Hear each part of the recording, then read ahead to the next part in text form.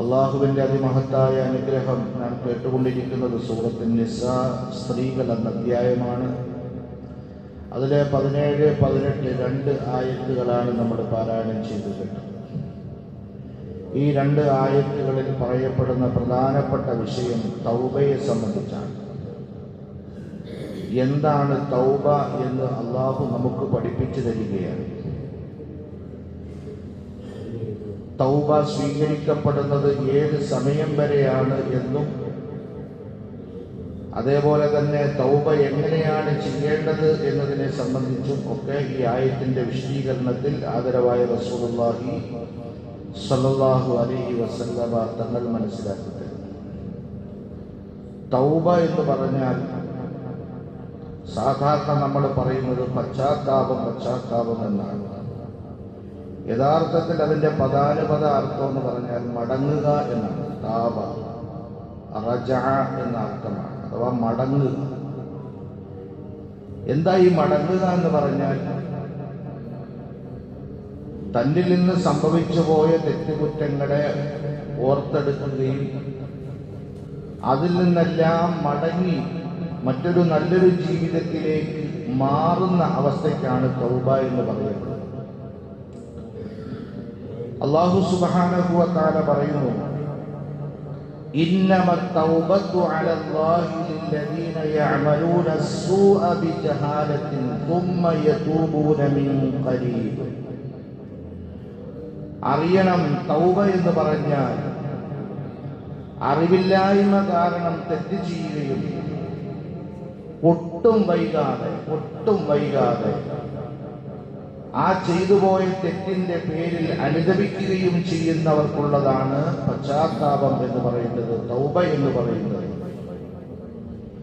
എന്ന് പറഞ്ഞാൽ അറിവില്ലായ്മയുടെ പേരിൽ തെറ്റ് ചെയ്തു, ആ അറിവില്ലായ്മയുടെ പേരിൽ തെറ്റ് ചെയ്തിട്ട് ഒട്ടും വൈകാതെ അള്ളാഹുവിനോട് ഖേദിച്ച് അള്ളാഹുവിനോട് തൗബ ചെയ്ത് അഥവാ പശ്ചാത്തപിക്കുന്നതിനാണ് തൗബ എന്ന് പറയുന്നത്. അങ്ങനെ ചെയ്യുന്ന ആളുകൾക്ക് ഫൗലായിക യതൂബുല്ലാഹു അലൈഹിം, അള്ളാഹു അവരുടെ തൗബ സ്വീകരിക്കുക തന്നെ ചെയ്യും. വകാനല്ലാഹു അലീമൻ ഹകീമ, അള്ളാഹു സർവ്വതും അറിയുന്നവനും വിദഗ്ധനുമാണ്.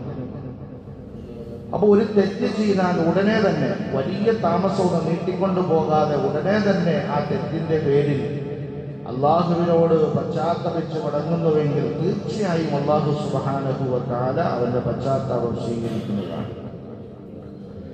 എന്നിട്ട് അല്ലാഹു സുബ്ഹാനഹു വ തആല പറഞ്ഞു, വലൈസത്തി തൗബത്തു ലില്ലദീന യഅമലൂന സയ്യിആതി ഹത്താ ഇദാ ഹദറ അഹദഹുൽ മൗത്ത് ഖാല ഇന്നി തുബ്തുൽ ആൻ.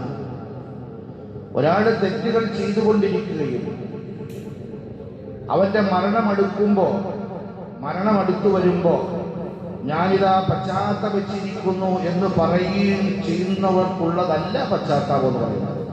പറഞ്ഞാൽ തെറ്റുകളിൽ നിരതനായി കഴിയുകയാണ്, ഒരു കുറ്റബോധവുമില്ല. തെറ്റുകൾ ഇങ്ങനെ നിരന്തരം ചെയ്തുകൊണ്ടേയിരിക്കുന്നു. എന്നാൽ മരണം ആസന്നമാകുന്ന സമയത്ത് ഇയാൾ പറയുകയാണ്, ഞാനിതാ പശ്ചാത്തപിച്ചിരിക്കുന്നു എന്ന് പറയുന്നവർക്ക് വേണ്ടിയുള്ളതല്ല പശ്ചാത്താപം, തൗബ എന്ന് പറയുന്നത്. അവരുടെ തൗബ സ്വീകരിക്കപ്പെടുകയില്ല. അതുപോലെ തന്നെ വലല്ലദീന യമൂതൂന വഹും കുഫാർ, സത്യനിഷേധികളായി ശിർക്ക് ചെയ്തവരായി മരണം സംഭവിക്കുകയാണെങ്കിൽ അവരുടെ പശ്ചാത്താപവും അല്ലാഹു സ്വീകരിക്കുകയില്ല. ഉലൈക അഅ്തദിനാ ലഹും അദാബൻ അലീമ, ഇവർക്ക് അല്ലാഹു ഒരുക്കി വെച്ചിരിക്കുന്നത് നോവേറിയ ശിക്ഷയാണ്, വേദനയേറിയ ശിക്ഷയാണ്. നോക്കൂ നിങ്ങൾ, ഈ ആയത്തിനെ വിശദീകരിച്ചുകൊണ്ട് ആദരവായ റസൂലുള്ളാഹി സ്വല്ലല്ലാഹു അലൈഹി വസല്ലമ തങ്ങൾ പറയുകയുണ്ടായി, ഇന്നല്ലാഹ യഖ്ബലു തൗബത്തൽ അബ്ദി മാ ലം യുഗർഗിർ. റൂഹ് തൊണ്ടക്കുഴിയിൽ എത്തുന്നതിന് മുമ്പ് വരെ അല്ലാഹു സുബ്ഹാനഹു വ തആല ഒരു അബദിന്റെ, ഒരു അടിമയുടെ പശ്ചാത്താപം സ്വീകരിക്കുന്നതാണ്. എന്ന് പറഞ്ഞാൽ അള്ളാഹു അത്രത്തോളം അവന് അവസരം കൊടുക്കും, കാത്തിരിക്കും. എന്തേ എന്റെ അടിമ തെറ്റ് മനസ്സിലാക്കാത്തത്? എന്തുകൊണ്ട് എന്റെ അടിമ ആ തെറ്റിന്റെ പേരിൽ പശ്ചാത്തപിക്കാത്തത്? ഇങ്ങനെ കാരുണ്യവാനായ അല്ലാഹു സുബ്ഹാനഹു വ തആല തെറ്റ് ചെയ്ത മനുഷ്യരെ ഇങ്ങനെ പ്രതീക്ഷിച്ച് കാത്തിരിക്കും.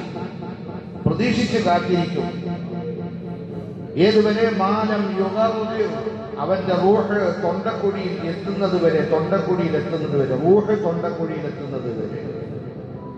പ്രിയമുള്ള മുഅ്മിനീങ്ങളെ, മഹാനായ അബൂ സഈദ് റളിയല്ലാഹു തആല അൻഹു നിവേദനം ചെയ്യുന്ന ഹദീസിൽ കാണാം, നബി സല്ലല്ലാഹു അലൈഹി വസല്ലമ തങ്ങൾ പറഞ്ഞു, ഇബ്ലീസ് റബ്ബിനോട് പറഞ്ഞു, യാ റബ്ബി വഇസ്സതിക ലാ അസാലു അഗ്ബിയഹും മാ ദാമത് അർവാഹുഹും ഫീ അജ്സാദിഹിം.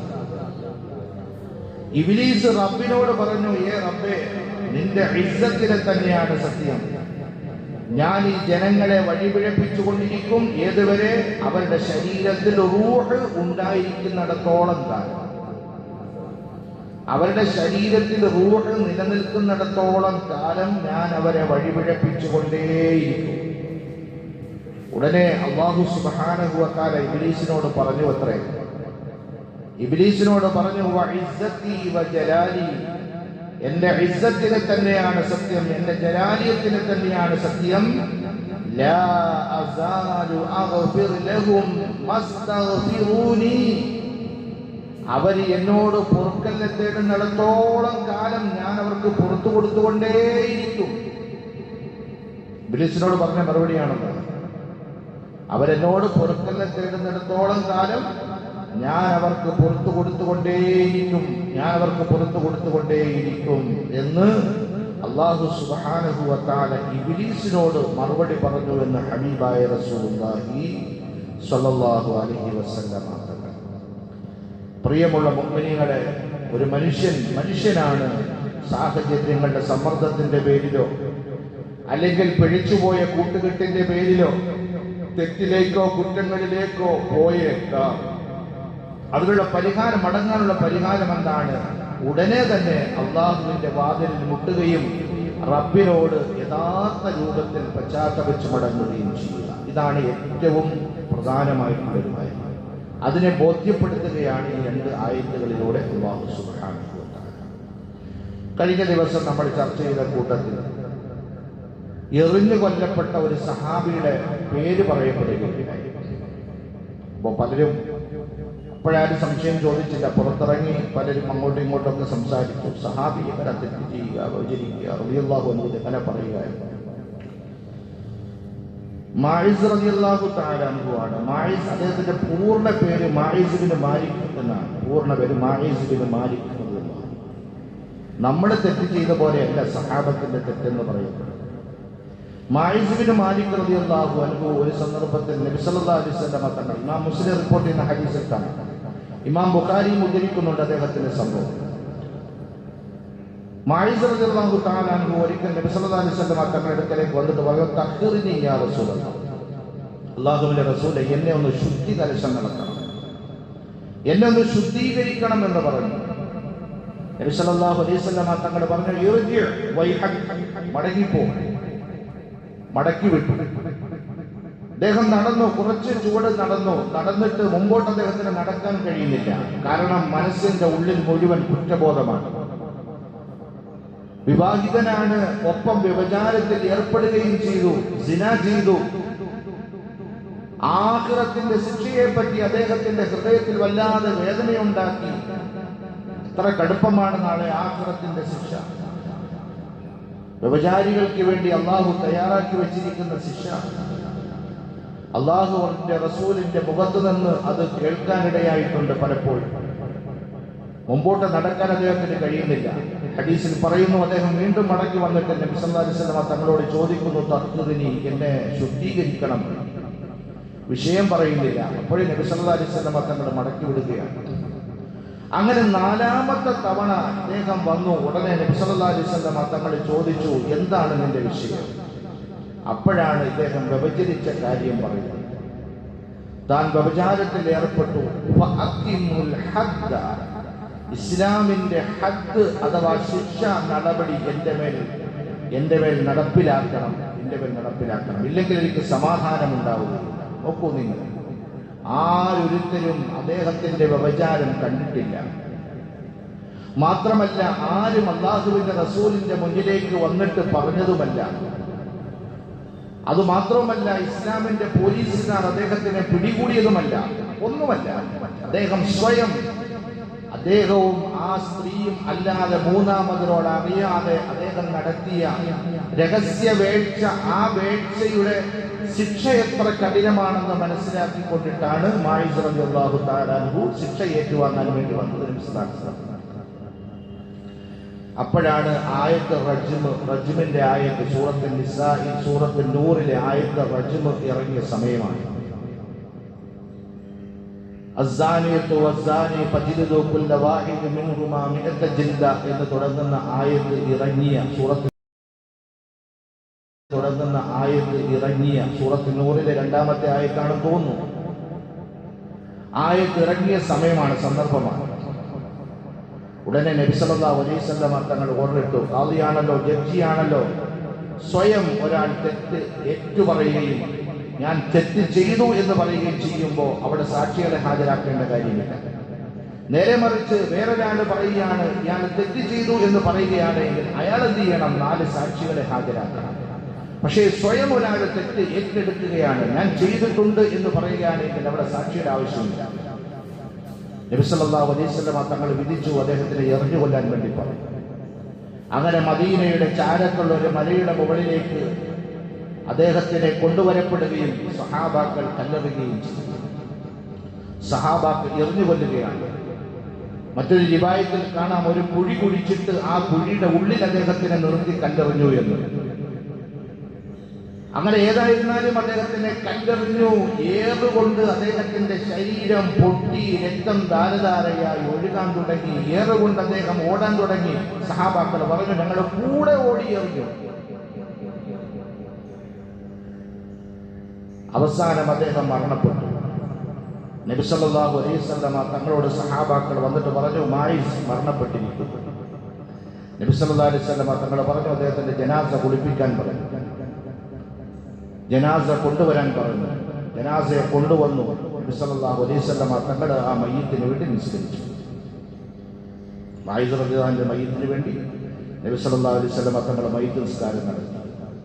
നിസ്കാരത്തിന് ശേഷം സഹാബത്തിനെ സംബോധന ചെയ്തുകൊണ്ട് നബി സല്ലല്ലാഹു അലൈഹി വസല്ലം തങ്ങൾ പറഞ്ഞ മറുപടി ഇങ്ങനെയാണ്: മാഇസ് റളിയല്ലാഹു അൻഹു മാഇസ് ചെയ്ത തൗബ, ആ തൗബ എന്റെ ഖിയാമത്ത് നാൾ വരെ വരുന്ന എന്റെ ഉമ്മത്തിന്റെ ഓരോരുത്തർക്കും വീതിച്ചു കൊടുത്താലും വീണ്ടും ബാക്കിയാകുമെന്ന് ഹബീബായ റസൂലുള്ളാഹി. ഇതാണ് സഹാബത്തിന്റെ. തെറ്റ് ചെയ്തു കഴിഞ്ഞാൽ അവർക്ക് വലിയ കുറ്റബോധമാണ്. ഇന്ന് 1000 തെറ്റ് ചെയ്താലും അതിനെ ന്യായീകരിക്കുകയാണ് നമ്മൾ ചെയ്യാറുള്ളത്. നമ്മുടെ ലോകം എന്താണ്? ന്യായീകരണത്തിന്റെ ലോകമാണ്. തെറ്റുകളെ ന്യായീകരിക്കുക, വളച്ചൊടിക്കുക, നിസ്സാരവൽക്കരിക്കുക. അള്ളാഹു സ്വഹാബത്തിന്റെ വലിയ ഈമാനിലേക്ക് അള്ളാഹു നമ്മളെ ഉയർത്തുമാറാകട്ടെ. ഒരു ഈമാൻദാരിയെ സംബന്ധിച്ചിടത്തോളം തെറ്റ് ചെയ്തു കഴിഞ്ഞാൽ പിന്നെ അവന് ഉറക്കം വരൂല, ഭക്ഷണം കഴിക്കാൻ പറ്റൂല, ഉറങ്ങാൻ പറ്റൂല, പിന്നൊരു സന്തോഷമില്ല. അതാണ് മുഅ്മിൻ, യഥാർത്ഥ മുഅ്മിൻ. അത് ഹൃദയത്തിൽ നിന്നുണ്ടാകുന്നതാണ്. അല്ലാഹു റബ്ബുൽ ഇസ്സത്ത് നമുക്ക് എല്ലാവർക്കും തൗഫീഖ് നൽകി അനുഗ്രഹിക്കുമാറാകട്ടെ. ഇതാണ് മാഇസ് റളിയല്ലാഹു അൻഹുവിന്റെ ചരിത്രം എന്ന് പറയുന്നത്. അപ്പൊ ഏതായിരുന്നാലും മുഅ്മിനീങ്ങളെ, അല്ലാഹു നമ്മുടെ എല്ലാവരുടെയും എല്ലാവിധ തെറ്റുകളും കുറ്റങ്ങളും നമ്മൾ അറിഞ്ഞോ അറിയാതെയോ എങ്ങനെയൊക്കെയോ പെട്ടുപോകുന്ന തെറ്റുകളെ അല്ലാഹു മാപ്പാക്കി തരുമാറാകട്ടെ. അല്ലാഹു മാപ്പാക്കി തരുമാറാകട്ടെ. അല്ലാഹു നമ്മളറിയാത്ത നമ്മുടെ ചെറിയ ചെറിയ എത്രയോ പാപങ്ങളെ നമ്മൾ പോലും അറിയുന്നില്ല അല്ലാഹു മാപ്പാക്കിക്കൊണ്ടിരിക്കുകയാണ്. അല്ലാഹു മാപ്പാക്കിക്കൊണ്ടിരിക്കുകയാണ്. നമ്മൾ ചെയ്യുന്ന നല്ല അമലുകളിലൂടെ അല്ലാഹു നമ്മൾ ചെയ്യുന്ന ചെറിയ ചെറിയ കുറ്റങ്ങളെ തെറ്റുകളെല്ലാം ഇങ്ങനെ മാപ്പാക്കി തന്നുകൊണ്ടേയിരിക്കുകയാണ്. അല്ലാഹു നമ്മളെ പരിശുദ്ധിപ്പെടുത്തുമാറാകണം. അഊദു ബില്ലാഹി